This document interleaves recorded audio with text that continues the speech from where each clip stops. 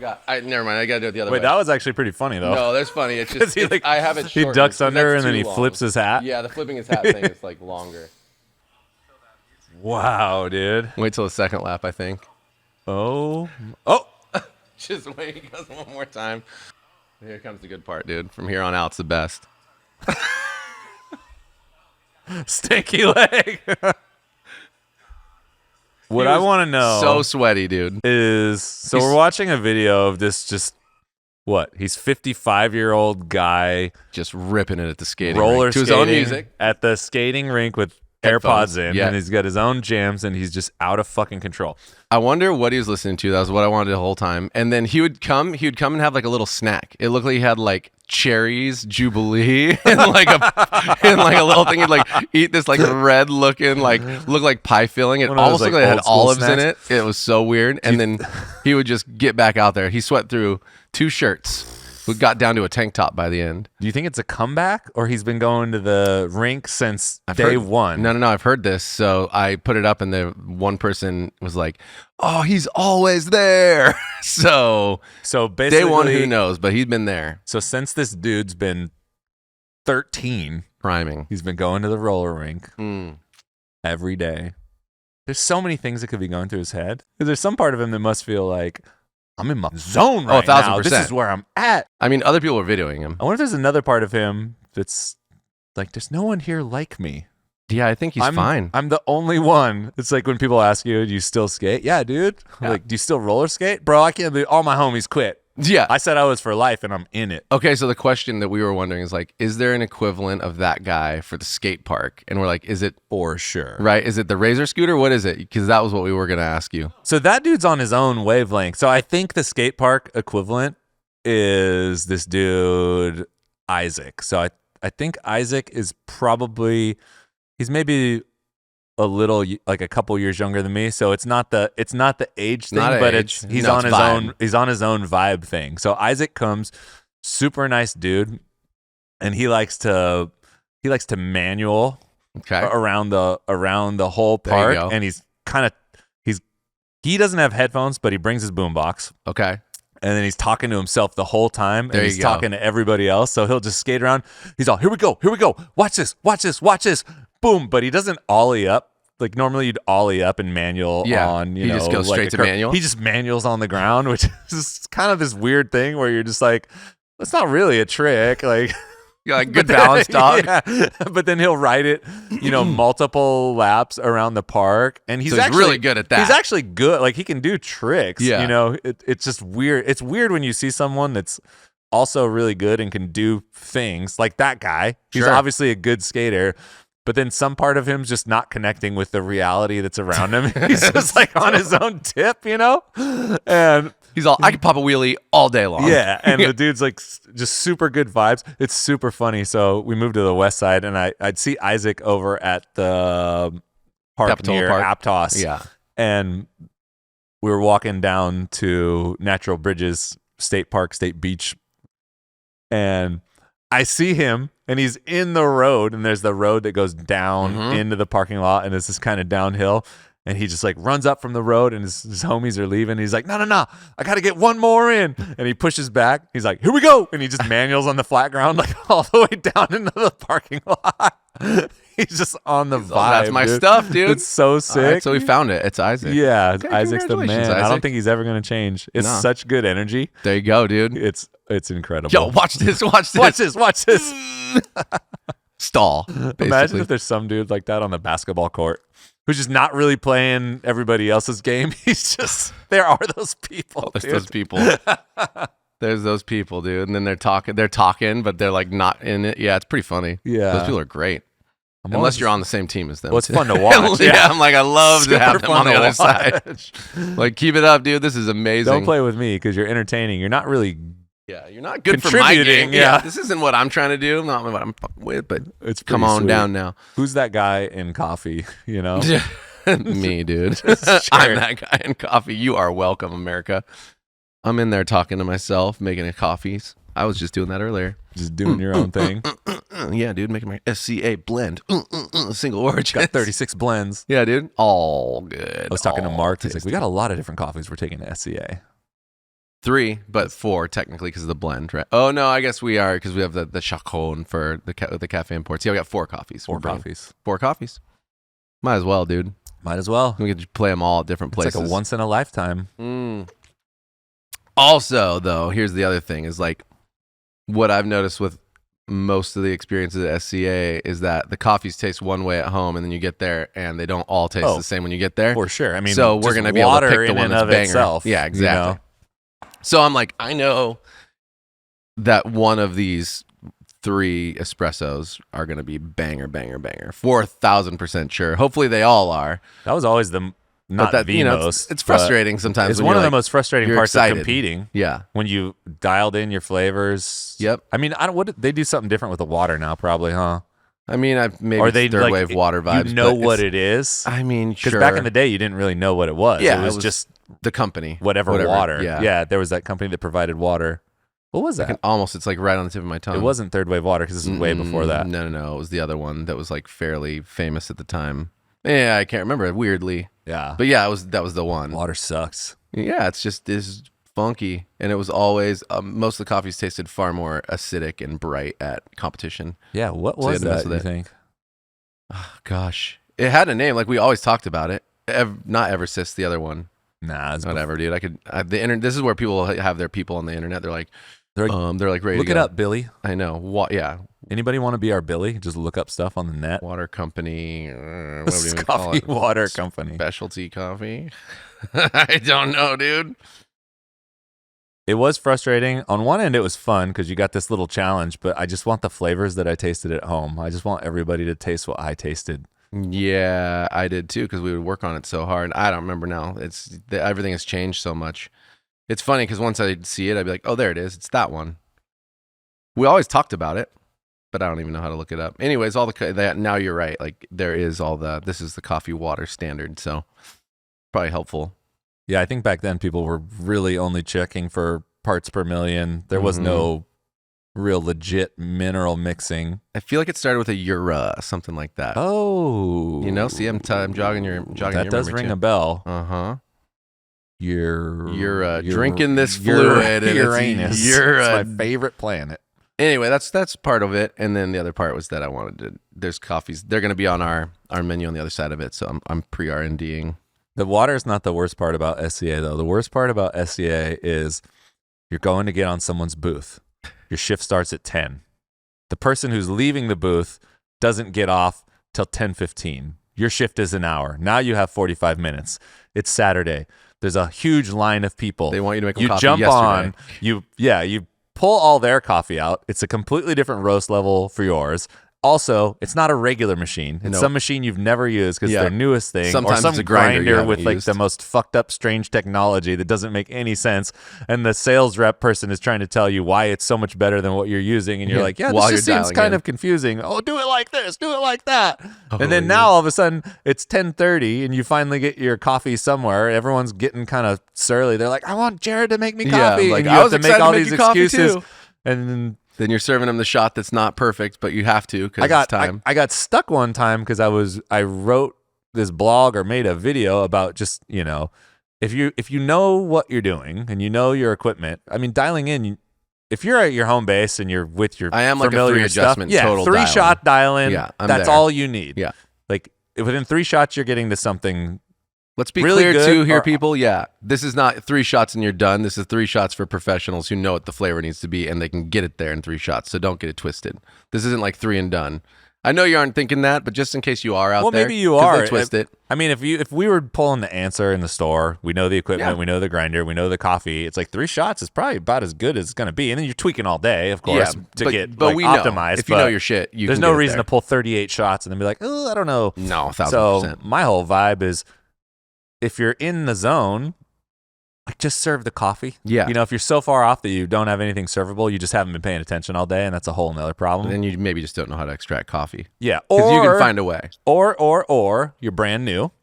And in the case that you're brand new, probably just serve it anyway. That's just tough. Yeah, I'm going to say that just is what it is at that point. Yeah. Like, what are you going to do? You're in a spot that's just kind of those challenging spots. Yeah, I think you go get help immediately if you don't think you can make the right adjustment. Just get fully in the game or get out of the game. Yeah. Serve it and just be like, yep. This is With what a it smile. is. I've had to do it before. I made you awesome, delicious coffee. Thank you. Or get the hell out of the game. Be like, I need friggin' assist. I mean, I remember doing that at after competition. The weekend I fucking won the regional, they used to remember they'd throw you on the machine right after you competed for that was pretty cool. 20 minutes, which is super cool. Yeah. But the machine I was on was running hot as fuck because there were heat exchanger machines at the time. And so every shot I was pulling, like the shots were just every laser shot beam. was laser hot. And the coffee, there was like, it didn't taste anything like it had tasted. And then everybody's lined up to try it because they're so excited. And I was giving people shots that were just watery and like scorch your tongue hot no matter what I could do. Yeah, that's wild. And then it's just like, I have 30 minutes total to serve you coffee, maybe less at the time.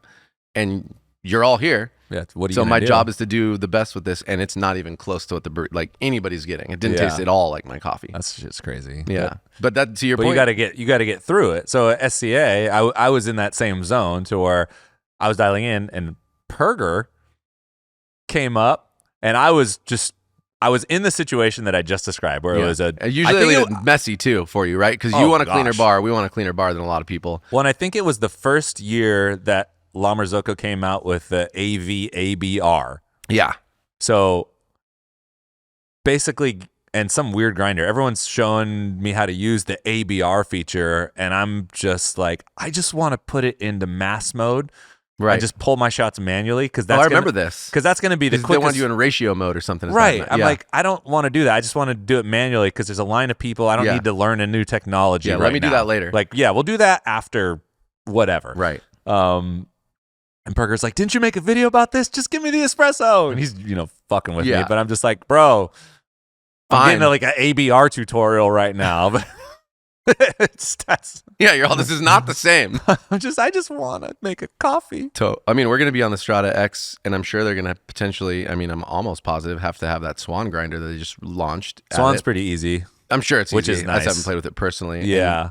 And, I'm comfortable now, like, well, flavor-wise, I'm going to get it. Yeah. Like, I'm going to know where to go no matter what. So that's where I feel stoked with time and tenure. That's something I just think people don't have, where they're like, I don't know what to do with this. And I'll be like, well, I do. I feel good about that. But yeah, the rest of it. The thing about the Swan is there's nothing really quirky about it. Yeah. Where it's, I don't know if it's the same burr set, but it's got a big old conical burr set. It's the same size as a 3-phase Rober. So it might actually be the same burr set from the 3-phase Rober. Right. Just belt driven. So the outside burr turns instead of the inside burr. Mm-hmm. But you program it. Well, did we talk about this? That you program it via Motor Revolution? No, maybe you and I, not on this podcast. So it's got a keypad. So you got 2 buttons. Yeah. And then that you can program. Variable speeds, I heard, which is, I think, what you're talking about. Yeah, it's got variable speed, variable RPM. So you can program either one of the buttons for like single dose, double dose. Sure. And then the third button's a top off button. Nice. But instead of setting it via time, like 4 seconds, 5 seconds, 6 seconds, you set it via RPM. So if you set it for 6 or 9, it's 9 revolutions of the burr set. Right. This is a different way that they do it. It's kind of like, so they're taking the concept from like the flow meter in a way. Kind of, but like you have more clear control over it because the flow meter, I think, is a little more ethereal for most people to understand because it's pulses in the flow meter, right? Right. And flow meter is the same idea, but you less controllable in terms of probably by 1 or 2 because then they're doing it by time and whatever's happening there. So it's not counting specific rotations. Right. Yeah. So I talked to this dude, Ari, who is from Mod Bar but worked on the project. And I guess the way that they're doing it is there's a position sensor on the grinder that goes into a torque converter. Yeah, it does. Because usually if you turned on a normal grinder, when you click the switch, the grinder turns on. When you click it, it goes off. There's no position monitoring. Yeah, absolutely. You can see it. Your RPM and how the burrs are spinning is affected by how dense the coffee is. Yeah. Roast level affects density or like how much coffee is even in there. Are you getting any kind of popcorning or whatever? Mm-hmm. So when you turn the grinder off, the way the motor spins down, it's like. But on the Swan, they monitor it and use the torque converter to where when it turns on, it's going instantly at the speed that it's going to be turning at. And when you turn it off, it instantly just like stops. It never like cranks up and cranks down. So That's you've probably got why this they like, use the belt. The so belt you've got probably this helps. super consistent monitoring. And they said when they tried that and time to do the dose, that the using the revolutions on the motor was more accurate than setting it via time. That makes sense to me. So I like that. yeah, I mean, that's some good it's just really attention to detail. super weird. It's Yeah. I mean, not in a bad way. It's just interesting. An adjustment Yeah. for sure to how we think. Because I feel you on that. I'll notice even just in the concept of torque, like with the grinders that we have now, all the E80s, but when you turn them on, you can like see it. Oh, like the grinder move in itself? Yeah, at the very top by the collar, I'll kind of twitch a bit. Shimmies. Yeah, and I imagine they have the locking mechanism in the back, so if people forget to have that locked over time, will mess with your grind for sure. Because it's easy, you have that lock in place feature. I imagine something belt driven is going to keep something in place very consistently. All of that seems like it's going to be more consistent. But TBD? Yeah, we'll see. Oh, yeah. I'm sure Cool. It's just reminding me of I'll be on a Strata X which is not going to be terribly new, but a fun new thing at a booth at SCA. So I'll probably be experiencing that same thing. However, our coffee is in the La Marzocco Cafe that day, all day long, whether we're serving it or not. So yeah, I think if nothing else, I can help somebody else dial it perfectly if I don't get to be that guy. From using the X, it seemed easier to use than those ABR things because you can just run it in mass mode if you want to. Sure. You can just run it like an AV. I'm just going to start messing with all the pressure, guys. Yeah, I'm going to just geek out. Got 13 pounds of bars. Yeah, I'm going to take it to the right level. I'm going to extract it higher than you've ever extracted it before. Like, ooh, everybody. I'm looking forward to it. Actually, I might. I'll probably go off the rails and make the weirdest espresso ever. That'd be sick. You're welcome to come play. Yeah, exactly. You should send Scott some. You're like, can you load the machine with these profiles? Send him some coffee and be like, I need these 5 profiles dialed in on group 3. All right. Let me know, dude. Can you record these for me ahead of time so I can just jump in? And then send me them, please. Do these long tail boat noodle extractions. Yeah, dude. Specialty Coffee Association, I'm coming for you. Although this will be out way afterwards, so I hope you enjoyed the coffee at this point.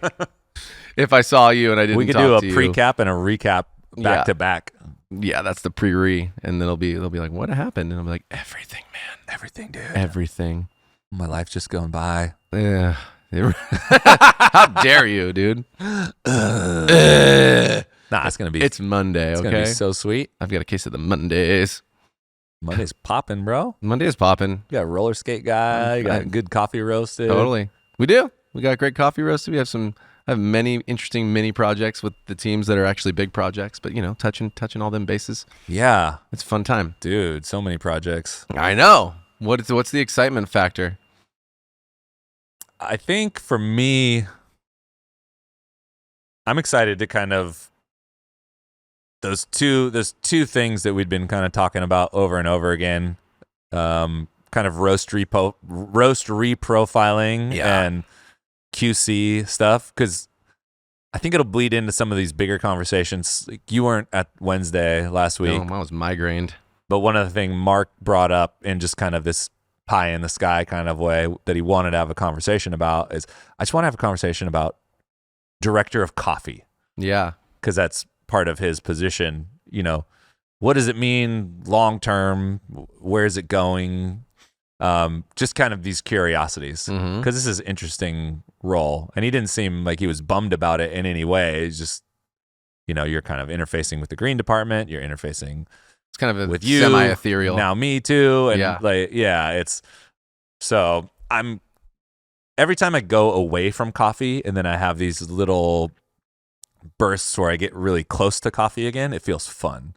Yeah. So it feels like this next project for next quarter is going to be a really fun way to more deeply engage with coffee. And I think that's a good balance for me, because if I lean too far on the business owner side of things, I'm just not as happy as I otherwise would be. Same. And then the more we dive into what we need to do from a marketing and storytelling perspective, the more obvious it is that in order to do that well, I need to be really close to the coffee. Mm-hmm. And it was more just kind of giving myself the freedom to we're going to We're gonna dive in. We're going to dive in. We're going Yeah. to be here, and this is super awesome time well spent. Yeah. And capturing the process. So I'm excited about that. Mhm. Like that's probably the big one for the quarter. The Yeah. team's got like good goals otherwise. But Totally. I'm pretty stoked on that. And then doing the walking the floor Yeah. stuff. That I'm sounds really excited about very interesting. creating that I am too, actually. that scorecard for retail. What does perfect look like, and how do you quantify all that and measure it on a regular basis do really like to where that. it's useful and not a complete pain in the ass? Yeah. You know? Totally. It's not super busy work. Even Yeah, though 'cause it could be a busy day. It but could it's feel not like a busy work. complete drain. Yeah. You know, when you're just, the more it feels like you're just managing line items, the less fun work is. But you have to do some management of line items to make sure that the culture is where it needs to be. Mhm. Because I'm just more of a feel guy. Sure. But with a company this size, it doesn't seem like you can really rely on strict feel as much. Yeah. Well, I mean, we are, but we're also not. Because, I mean, I think we just got to the place where we can feel. You know, like at the beginning, we had feel, sure, but there was also so much specificity. We were so about all the details, right? No, totally. Yeah. Yeah. But I do hear you because our jobs aren't able to be working on those details as much. So I guess maybe what I'm saying is when it's things that are second nature for me Right. are almost hard to communicate to other people sometimes. I do put them feel down you in a there. format and Mhm. share them and I think that's why we work together well, because we're looking at something and we're like, yeah. I know. You know, we'll disagree maybe 10% of the time, Sure. but for the most part, we're just like, well, yeah. Like we don't even Totally. have to have a conversation about it. Yeah. And then we go do whatever that is. Totally. Yeah. So part of it, the hard part is just imparting that to everybody else. And I think that's probably It is it's got to be challenging for everybody. You know, It is. Anytime you've got this vision of perfect, like no one else has the same vision as you. You know, you have to Totally. communicate that vision in a way where it doesn't feel overbearing. And I guess that's what I say when I mean like I'm a feel guy. Is you help them to feel it, to understand help it. them to understand it and not just be like, here's the list of things to, Yeah, I feel to you do, there, big right? time. It's Yeah. like we want to build the connection in the vision and have them feel that same energy around doing those things. It's like, well, it is tough because you're right. Like understanding the nuances of flavor in even the way that we understand it is just a job in and of itself. Like that Nellen Guzman I was pulling, I was like, I know Chris has a certain amount of espressos a day and at certain times, but the way this coffee was tasting, I was like, dude, I'm going to give him one of these and I know he's going to love it because of this, how this extraction tastes. There's like Yeah. a flavor and a nuance in this. That's what we're going for in a lot of our coffees, if not all of them, in this way, that if I serve this to him, he's going to be like, fuck yeah, that's one of the things we want. And I can serve that to a lot of the team and they'll be like, oh yeah, this is really good. And they find it interesting and they're learning about it. Whereas I can know, I'm like, when I give this to you, and I'm not even going to tell you about it, right? I'd say, hey, taste it. And you're all, oh, I drank some of that. And I'm like, yeah, I knew you were going to. Yeah, because it's it's like like, the whole thing. right. And it's like it's not time to drink that espresso, but I think you I get drank these one flavors. and then half of another one, Yeah. or something like yeah. that. And you're all, oh yeah. But in that flavor sits not only in an extraction, but in a roast profile and so on and so forth. And all of those things are, focused on by people that are in different portions of the company. And so to be able to translate how to do that across the board, and not only that, then to taste it and taste where it came from both the roast and extraction, is a timely, fun ass game for me too. I agree. It's what I need to be close to the coffee to be able to showcase and share. But I can totally imagine that people who were to just taste that would be able to be like, yeah, that's good. Whoa, it's really clean. And maybe be like, well, that's just the coffee this year. And sometimes that's true a little bit, but oftentimes it's everything else that makes that experience. So yeah, that's a long-winded way of saying I totally feel you. I'm excited about that too. Yeah, common language is a big challenge in a lot of different aspects of the business. Even in some of those things that are easy to gloss over. Like we do a work review now in our marketing L10s. So we'll look at, whatever went out, whether that's Instagram post or a newsletter or a blog or anything, and we just kind of dissect it. And that's really challenging because sometimes I'm looking at something and my gut instinct is like, yeah, dude, I'm feeling it, or I'm not feeling it at all. Not And feeling then, why? I'm like, shit. Okay, hang on. Yeah. This is gonna take a while. Totally. Like, let me stare at this for a minute. let me figure this out. It's not immediately obvious. Mhm.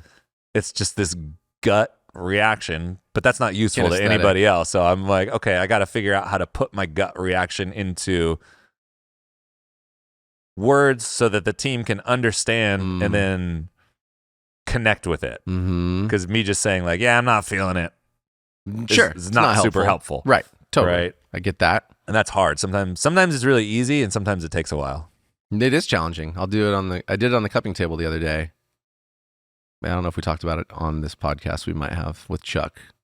Whether we did or didn't, though, we had a lineup of coffees, and the team was talking about acidity in terms of how much was in each cup. And I was disagreeing. Everybody was on the same page, and I came through at the end and was like, I actually don't think that these two coffees, they were comparing them, that this one over here has way more acidity than this cup or this cup, but that one over there is not in balance. So that's what you're noticing the most. What you're missing is it's actually missing some sweetness and some opportunity in how we roast it in complexity. And after that, I might be able to comment, but as of this point, like the amount of acidity in this coffee from Ethiopia and this coffee next to it from, I think it was Honduras, the amount of acidity is actually the same to me. Like, completely the same, but all the other components are just out of balance. Yeah, and that was a pretty big. Are you using a score sheet? No, I really am. I was showing Mark, and I think you guys just the beginning of. I think that's a whole other thing. There's a score sheet, in the world that they do use. I want to evolve ours to make it more intentional. Yeah, I feel like we've made a couple different trial versions of a Cat and Cloud score sheet.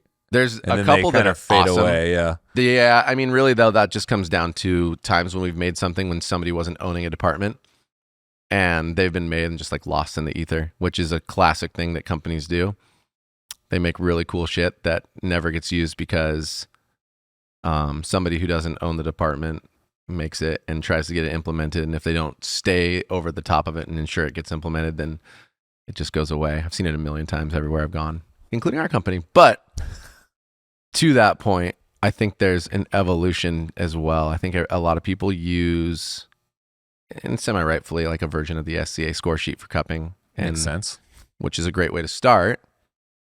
I do think as you have a company and you maybe have like menu items that fit in a certain area, that you need to take that and kind of mix it with what are the intentions of what you're trying to get out of those coffees and those line items and score it appropriately to that, which would mean in my mind you have the initial cupping score sheet of green coffee QC department where it's like, we're going to buy this based on that feels like a great place for standardization, right? You roast a coffee to whatever profile pretty much for all of your coffees, and then you say, does it have this stuff? Yes or no, we're going to score it, and then we buy it. It's like a baseline of as objective as you can be quality for coffee. You have to do that same style when you go to origin, and it's fairly close across the board at all origin regions. Like, it's not too far off. So I would say you kind of should start there, but then when you get from that point and you purchase it and it's your coffee to now turn into whatever you're going to turn it into, that's when you get to Wonka it. And in that context, you have to have intentions that might make scoring and what you're looking for different, i.e. if I'm going to have a darker coffee on my menu, and you should, because there's a lot of ways to call your coffee dark, by the way, so we're not getting into that.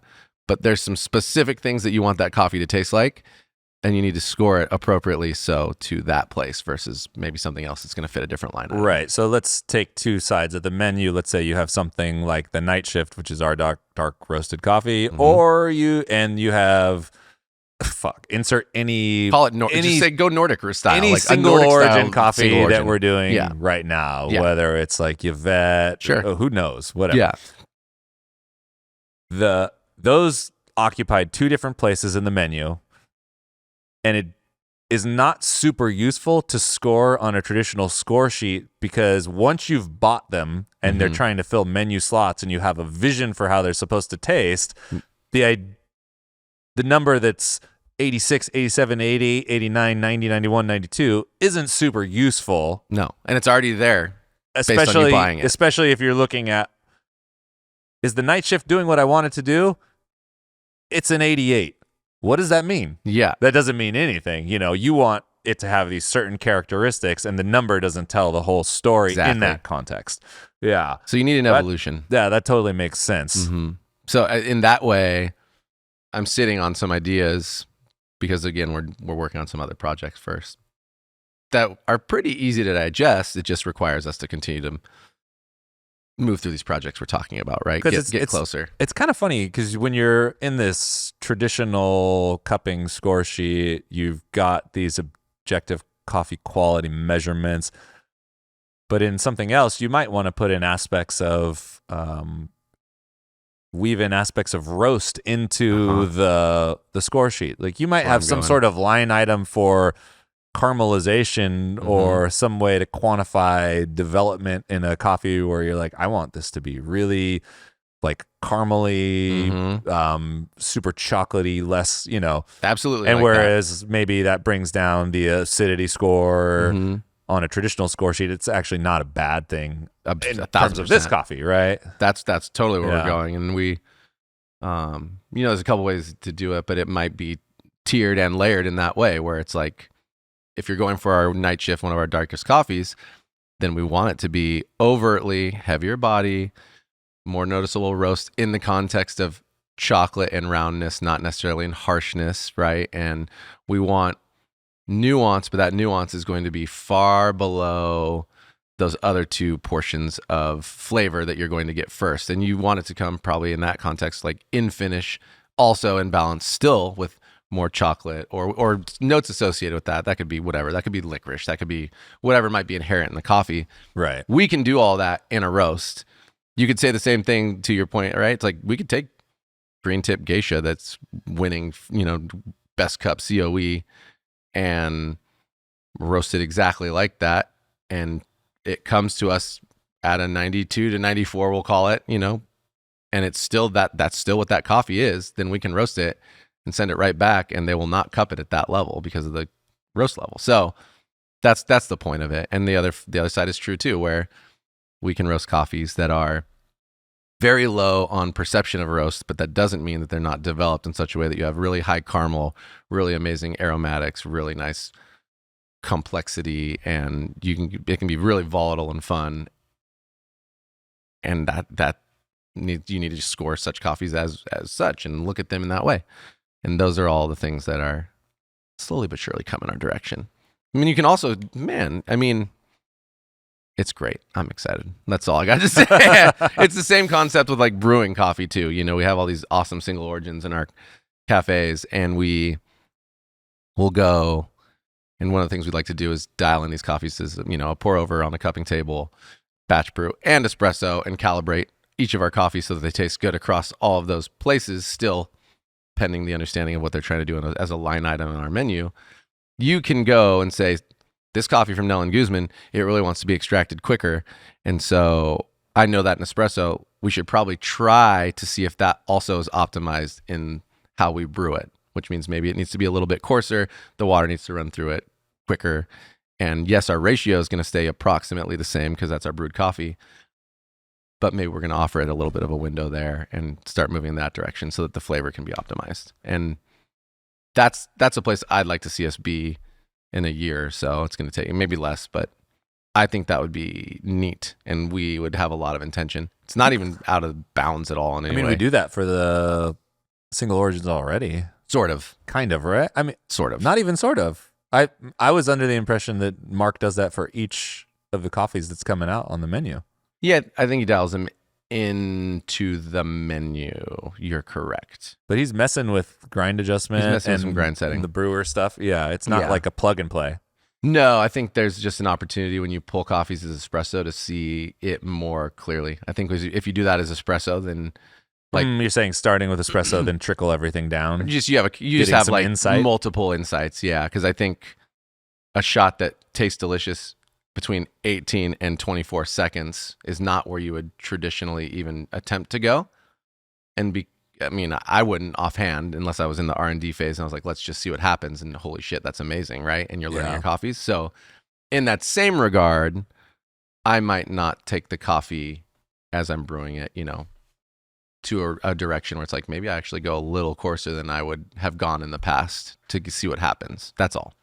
And so, yeah, he does do a version of that for sure. I just think there's something that felt like it woke up my senses when I was playing with that. And I wonder how that would work. And Dulce tried a little something in a pour over, and it made a pretty big difference for her, but it was only 1 cup. So that's all, man. It's just stuff. Research. It's just research and development. It's thoughts brewing around in my mind that can be applied and made exciting.